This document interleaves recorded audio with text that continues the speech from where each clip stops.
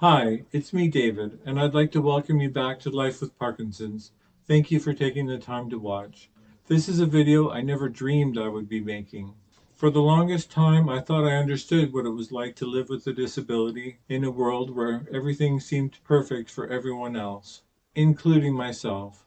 In the few times where I ended up in a cast, breaking my ankle, spraining my ankle, falling off a ladder at work, having hernia surgeries, having my varicose veins stripped out from my legs, being in a cast when my son was born, I thought, based on my experiences with Parkinson's disease up to this point, that I was now an expert. Well, I was wrong, dead wrong. Apparently, I had no clue. Apparently, I had no idea, as I never thought I would be standing in front of a store I'd been patronizing for most of my life, talking on the phone and telling my wife I had been accused of shoplifting and asked not to return to the store, all the while wondering if my anxiety would hold off long enough for me to be able to drive myself home safely. What I'm holding here is a framed apology letter from the store, which is the result of my sister-in-law fighting a battle for me, which I was not equipped to fight. And for that, I am eternally grateful. I will read this letter near the end of the video, at which time I will ask you if you are willing to share an experience that you've had yourself which is similar, where you've felt profiled or marginalized because of the symptoms of your illness or chronic condition or disability, or as an alternative, feel free to share a suggestion on how we can increase awareness or education, especially to customer service agents, on the fact that, hey, if someone looks different, it could be because of a disability or a chronic condition. They might not actually be there for ulterior motives. They might actually be there to shop. How can we make this a world that is more friendly and inclusive for everyone? Just so you know right away, this video is not about revenge. It is not about public shaming. It's not about trying to create a lawsuit for a cash reward. This video is about drawing attention to the fact that living with an illness, chronic condition, or a disability, like Parkinson's disease, can be more challenging than we know.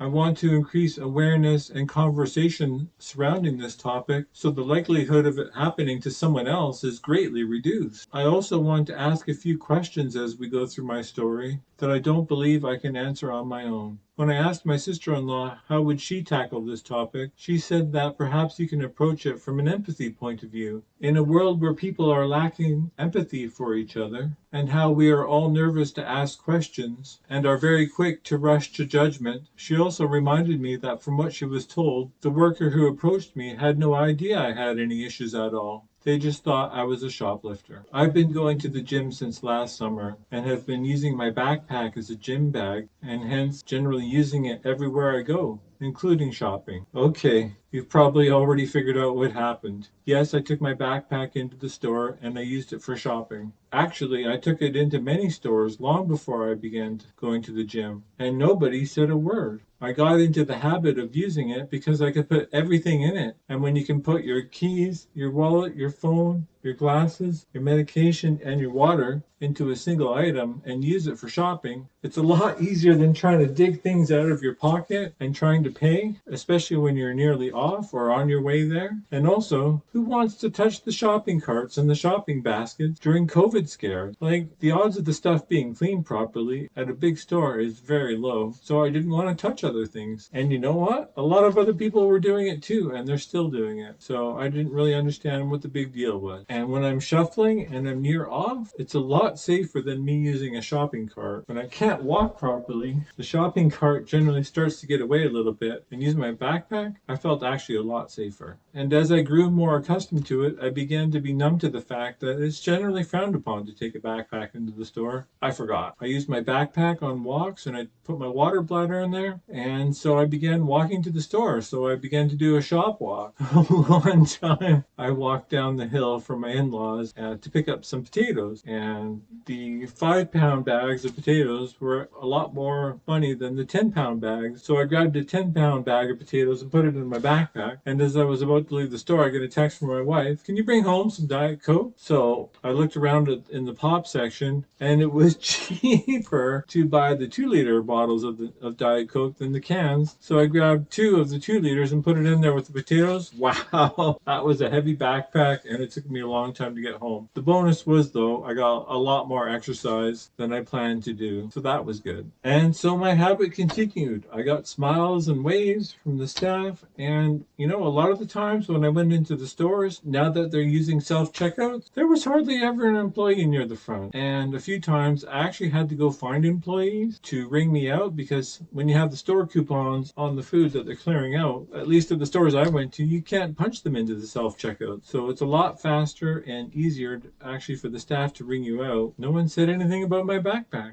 The evening the incident occurred, I'd gone to the gym, and as was my habit, I stopped off to grab a few things on my way home. I'm going through the aisles, grabbing what I need, what's on my list. I go back to grab a couple more items that I need, the last 2 things that I wanted to get.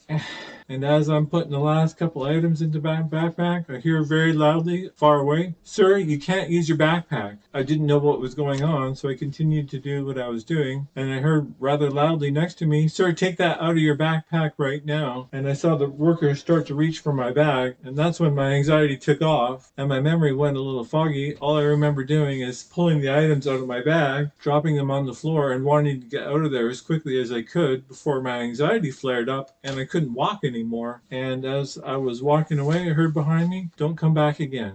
I remember saying to the worker, "I can't believe you're treating me like a criminal. You have no right to do that at all." As soon as I got outside, I called my wife on the phone and told her what had happened, and she got rather upset, but she stayed on the phone with me until I drove home. As soon as I got home, she called the store to complain, and she was told they don't care. There's no way they're apologizing. Apparently I had made quite a fuss and had thrown things and upset other shoppers. There was no way they were going to apologize for what had happened. Believe me, it took a long time for me to fall asleep that night, and I remembered later I had my wallet in my hand the entire time. Exasperated with the situation, my wife called her sister. My sister-in-law called the store manager a couple days later to try to sort things out, and demanded a written apology, and if she didn't get one, she would go up to the next corporate level.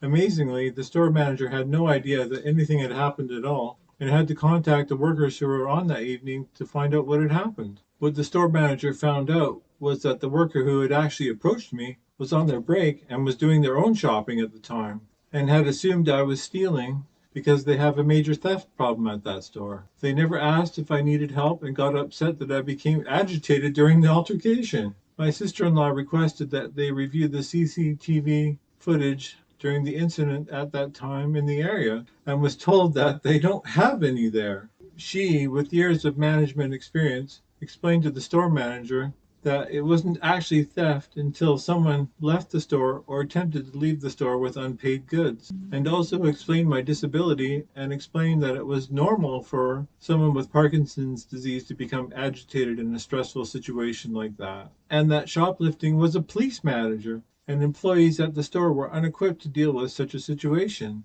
and perhaps that more questions needed to be asked before someone was assumed to be a shoplifter, and that proper customer service training be available for all employees. The store manager agreed, but it was suggested that I should have checked my bag at customer service, which was actually empty when I arrived at the store, because usually somebody greets you, and I should have informed them that I had a disability before I began shopping. I wonder if there's a law against that. A phone call by my mother-in-law to the local RCMP confirmed that it was not against the law to shop with a personal bag. Needless to say, I did nothing wrong. I just wanted my frozen broccoli and corn and my yogurt that I wasn't able to purchase that night.